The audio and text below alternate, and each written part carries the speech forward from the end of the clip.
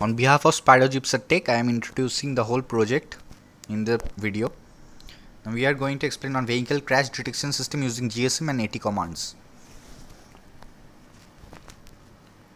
The components required are Arduino Uno GSM module SIM900A, GPS module SIM28ml, accelerometer ADX L335, 16x2 LCD, power supply, connecting wires, 10K port, breadboard or PCB, power supply 12V 1 ampere. Before going into project, we will discuss about the GPS, GSM and accelerometer and working of the basic system. Now this depends on the vehicle mode also, on how it will be set up and used.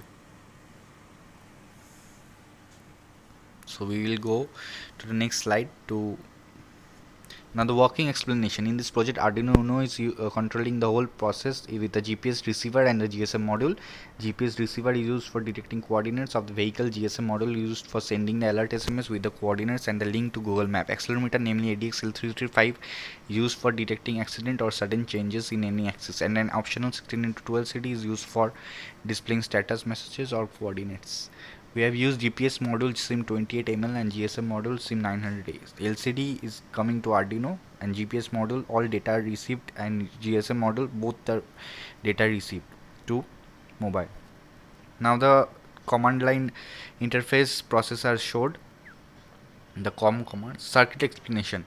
Circuit connection of the vehicle accident alert system project is simple. Here TX pin of GPS module is directly connected to digital pin number 10 of Arduino. By using software serial library here, we have allowed serial communication on pin 10 and 11. Made them RX, TX respectively and left the RX pin of GPS module open. By default, pin 0 and 1 of Arduino and used for serial communication by using the software serial library. The GSM module TX and RX pin are directly connected to pin D2 and D3 of Arduino. For GSM library, GSM module is also powered by 12-volt supply. An optional LCD is also used. Now the programming explanation, complete program has been given below in code section. Here we are explaining various functions in brief. First, we have included all the required library or header files, required various variables for calculating and storing data temporarily. After this, we have created a function void init module string cmd char res int at.